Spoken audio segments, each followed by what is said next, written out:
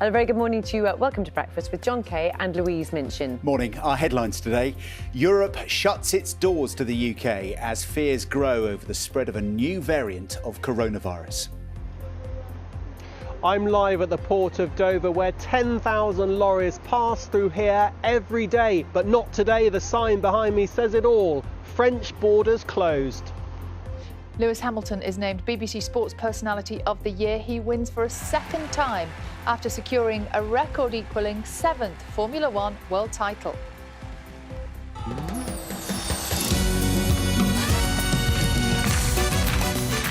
And Strictly brings some sparkle as Bill and Oti lifted the glitter ball. We'll be speaking to fellow finalist Jamie Lang. Good morning. For England and Wales today, it's going to be fairly cloudy and wet, but very mild.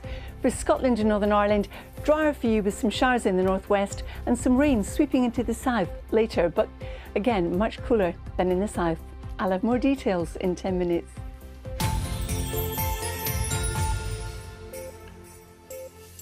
Good morning. Monday, the 21st of December, and our top story is that a growing number of countries have shut their borders to the UK in response to the spread of that new variant of coronavirus. France says it will not accept any passengers or lorries from Britain for 48 hours. The government said it expects severe disruption at ports in Kent. The Prime Minister will discuss the growing crisis at an emergency COBRA meeting later today. John Donnison has the very latest. After queues of up to 20 miles into Dover last week amid Brexit uncertainty, things could be about to get worse.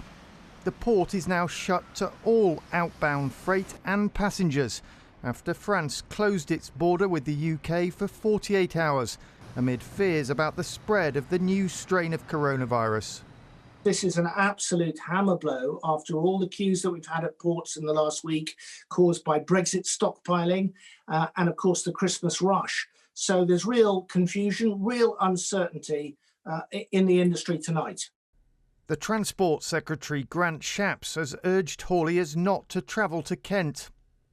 Incoming freight is still permitted, but there are fears some lorry drivers won't want to come to the UK for risk of getting stuck. Dover usually handles around 10,000 lorries a day, delivering nearly 20% of all goods bought and sold here.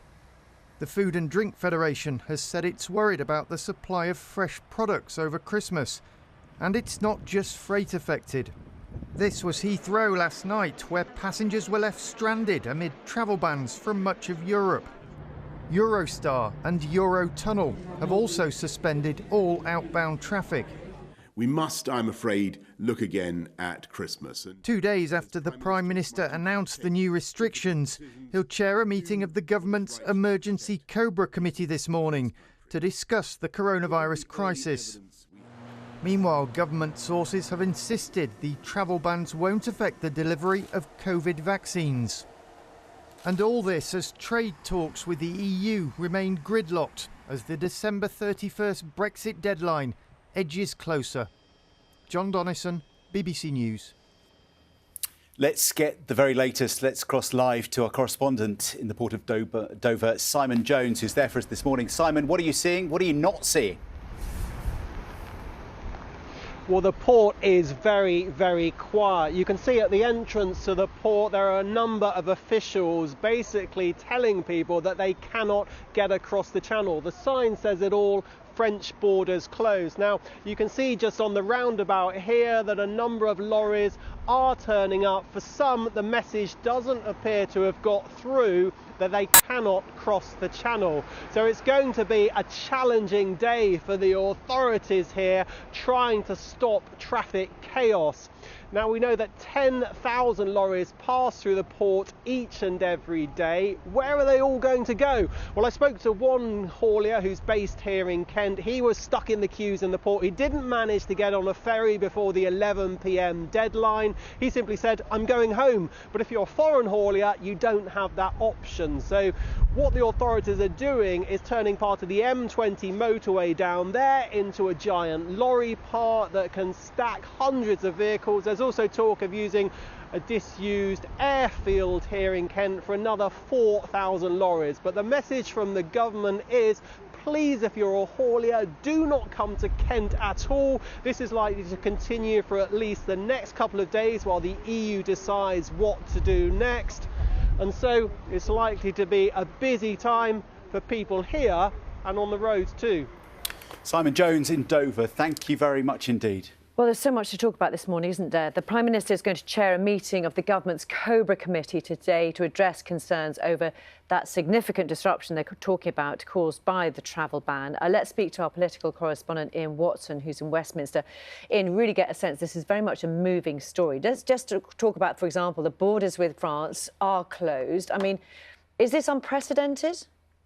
It's not unprecedented, but it usually is outside of, for example, wartime. The French borders have been closed, of course, to travellers earlier this year during the first wave of the coronavirus crisis. But what is extraordinary this time is that all freight, unless unaccompanied, is now being stopped for 48 hours. So the flow of goods to and indeed from the continent severely disrupted. Now, the government say they have contingency plans and they're urgently putting further contingency plans in place. That's partly why the Emergency Committee, Cobra, is meeting this morning, and the Prime Minister will be chairing that. But there's also been a whole series of other ministerial meetings. Some will be going on today. Last night, Transport Ministers and Home Office Ministers were meeting initially to deal with the travel disruption that was going to be caused, not just because of the freight problems with France, which is the most major problem that we have, but also, of course, a whole range of other countries imposing travel bans on flights, for example, or arrivals by sea if you're a passenger. That includes Italy, Belgium, the Netherlands. So all these restrictions will be put in place until the EU decides on an approach which affects the whole continent today. There's also been calls, not just because of this particular crisis or this aspect of it, but because of the government's new restrictions, these Tier 4 restrictions in London and the South East, and they changed the Christmas plans. There have been calls from some of Boris Johnson's own MPs, including a former Conservative leader, Ian Duncan-Smith, to have Parliament recalled. OK, well, it's not Ian for the moment. Thank you very much. Thank you. Meanwhile, Christmas. Let's talk about the impact of these new restrictions and the new tiers on festive plans. A couple of updates for you this morning. Christmas bubbles in Northern Ireland are going to be reduced from 5 days to 1 day. It's understood that the Stormont executive agreed that change overnight. There's expected to be some flexibility, though, around which day people can come together to accommodate those who have to work on Christmas Day itself. Wales has entered another national lockdown and only 2 households can gather on Christmas Day. Yeah, people there are being told to stay at home and non-essential businesses must shut again. Let's speak to Thomas Morgan, who's in Cardiff for us this morning. And Thomas, another lockdown in Wales. What's been the reaction there?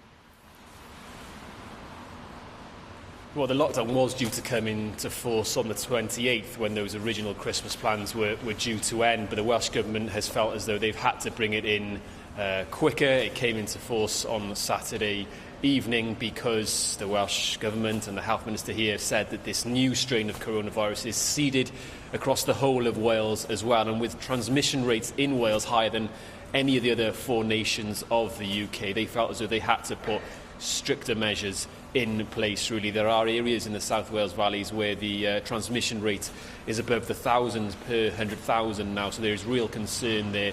3 of the 7 health boards across Wales have cut non-essential surgeries.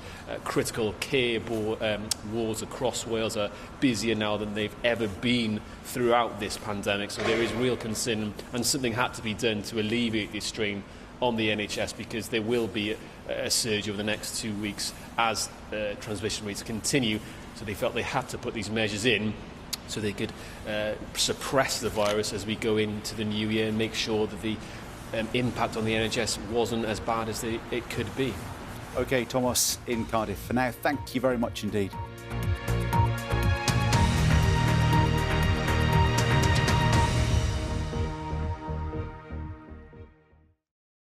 See the headlines as they happen and watch BBC News live in the app and get the full story with bbc.co.uk/news. Follow the story for all the latest with BBC News.